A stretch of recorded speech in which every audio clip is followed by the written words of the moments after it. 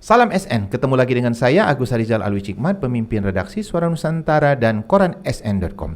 Dan pada episode ke-96 tanggal 21 Juni 2022 kita episodenya Ulas Berita. Dan biasanya Ulas Berita kita ditemani redaktur pelaksana Dedi Suhendra. Assalamualaikum Ded. Waalaikumsalam Kak. Sehat Ded ya? Sehat. Dan seperti kita sepakati tadi ya sebelum rekaman kita ulas berita untuk sesi pertama ini kita akan bahas tentang terkini dari perkara dugaan korupsi Masjid Sriwijaya. Silakan Ded.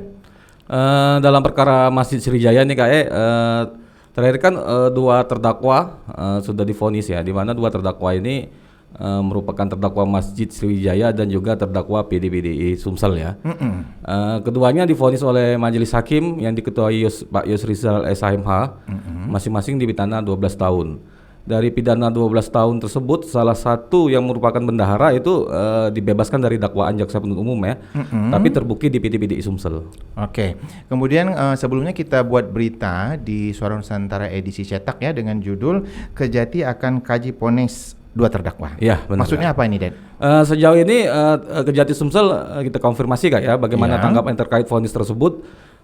Kejati masih menunggu salinan putusan atau vonis yang dibacakan oleh hakim, di mana putusan atau salinan vonis ini nanti akan dikaji dan dipelajari untuk menentukan langkah sikap apakah Kejati Sumsel akan banding atau menerima vonis tersebut Kak. Oke, infonya ada putusan 12 terdakwa yang belum inkrah ini, Ded. Iya benar Kak, dalam perkara ini kan total keseluruhan terdakwanya 12 Kak ya. Ini kan perjalanan persidangannya sudah cukup panjang ya. Dari 12 terdakwa ini menurut Kasih Penkum Kejati Sumsel Muhammad Redian yang juga ditegaskan oleh Kasih Penuntutan Pitsus Kejati Sumsel M. Naimullah SHMH bahwa 12 terdakwa ini belum ada yang inkrah, di mana saat ini prosesnya masih ada yang dibanding pengadilan tinggi dan satu yang lagi masih dalam proses di proses kasasi di Mahkamah Agung maksudnya. Pindah ke topik ulas berita berikutnya, Ded, tentang persidangan OTT KPK Mubah. Silakan, Ded. Dalam perkara OTT KPK di Mubah ini kayak untuk kepala daerah saat itu dituntut oleh Jaksa Penuntut Umum KPK 10 tahun 7 bulan Kak ya.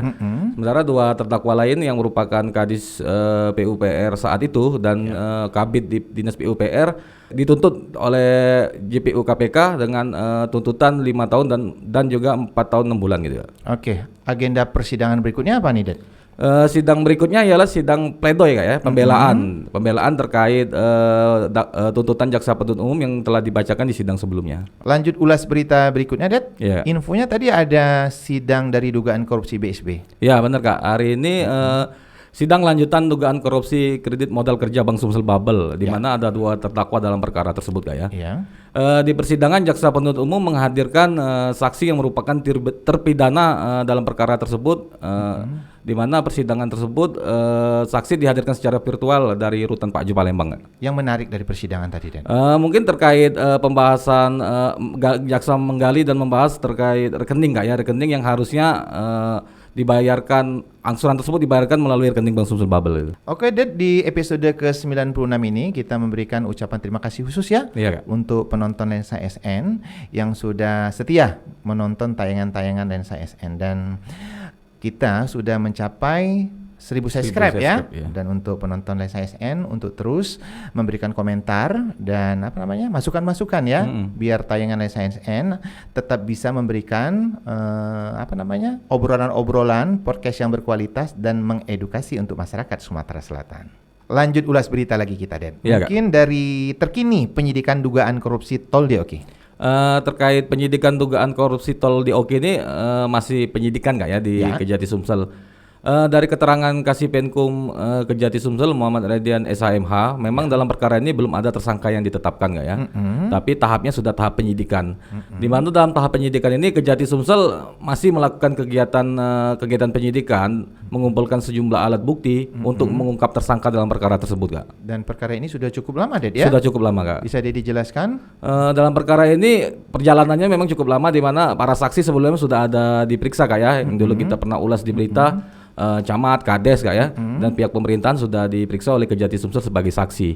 Bahkan Kejati Sumsel juga telah menggeledah 3 lokasi ya, 3 lokasi di kawasan Oki terkait penyidikan dugaan kasus tersebut Kak. Oke, terima kasih Ded. Dan kita udah di penghujung ulas berita nih Ded. Iya Kak. Dan biasanya di penghujung ulas berita kita ada quotes ya. Dan quote kita sore hari ini adalah tak sependapat itu lumrah, tapi jangan bermusuhan. Jangan lupa untuk like, comment, share, dan subscribe kanal YouTube Lensa SN agar informasi menarik dari kanal YouTube ini tetap tersebar merata di bumi Sumatera Selatan. Demikian dari saya. Wassalamualaikum warahmatullahi wabarakatuh.